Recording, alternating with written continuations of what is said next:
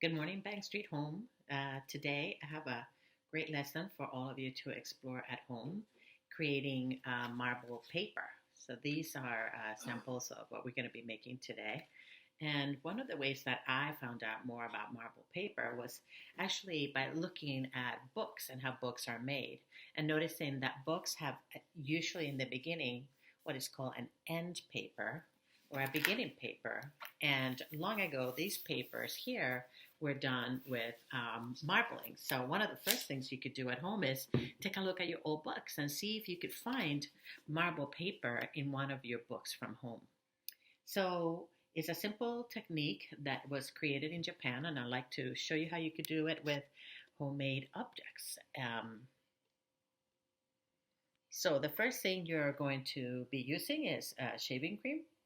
We're also going to be using food coloring, a stick, some remnants of cardboard, and any paper you have. The heavier the paper, the more of the pigment is going to retain. And our aim is to think about colors, and this paper you could use later on for collage or even fold it in half to turn it into note cards to send to friends and family members. So step number one today will be then to take our tray and squirt a little bit of the shaving cream. I have to open mine. And I'm just putting a little bit of it on the tray. Now I'm going to use cardboard and I'm going to spread it. If I would not be doing the video, I probably would do it with my hands. But since I'd be using technology, I want to make sure that my hands stay clean for this. But your young children are going to just so enjoy working with shaving cream just for fun.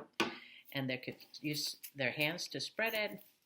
They could play with the shaving cream for a while before you decide to make these cards. So once I have it pretty even,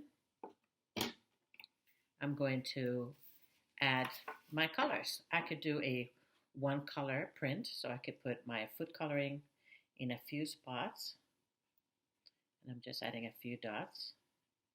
If you don't have food coloring, soy sauce also works, and vanilla also works. So now that I have my shaving cream and one color, well, let's start with one color so you can see. I'm going to use my finger. I'm going to use my finger or the stick to swirl the food dye. I'll give you a close-up look so you can see. So this could be the first color, and maybe my card is a one-color deal. I could show you with one color how I could place the paper then facing down. I'm recycling my paper from an old calendar, and I'm pressing down all the edges. You can use your stick to press down if that helps you.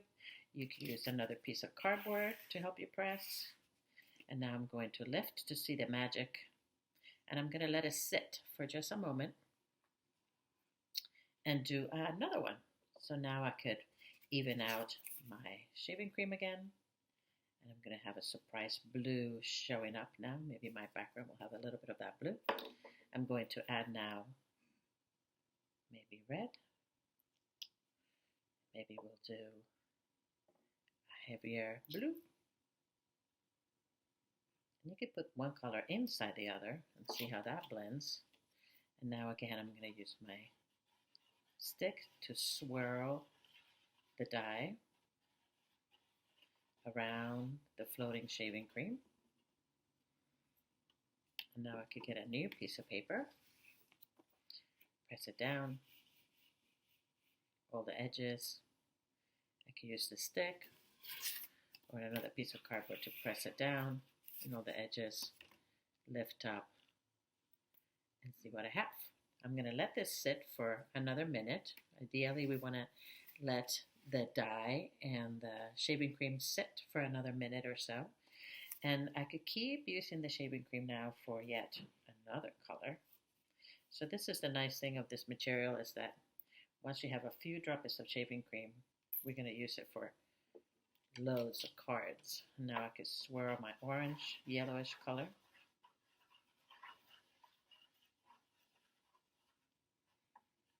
I could get my new paper Place it down, press all the edges, and lift up.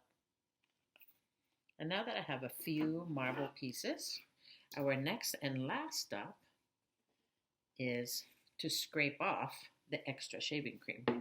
So I'm going to take a moment to put something on the bottom so it's easy for you to see. I'm going to take a clean piece of cardboard. I'm going to hold on to the paper and squeeze out the extra. Here's where the magic comes. Once I have the extra on the cardboard, I could place it in a plastic bag. And I can show you what you could do with that bag in just a moment. So I'm going to scrape all of the edges and have cleaned my first marble paper. Let's check out the second one.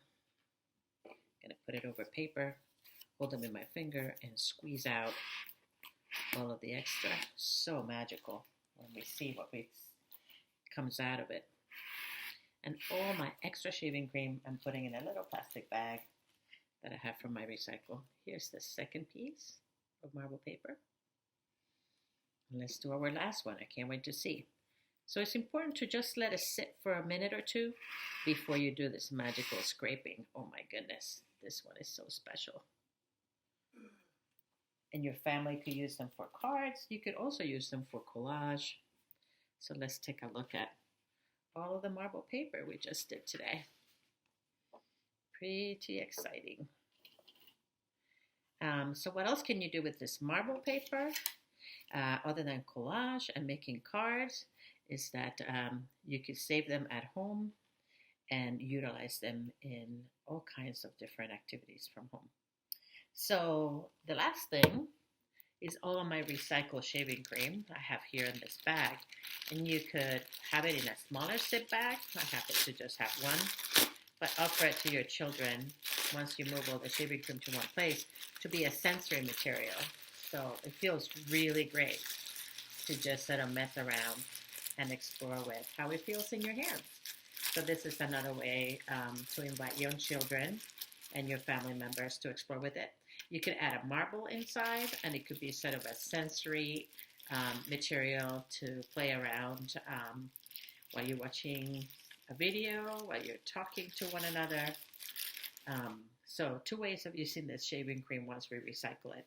I hope you enjoy making marble paper, and I can't wait to see you next time. Bye.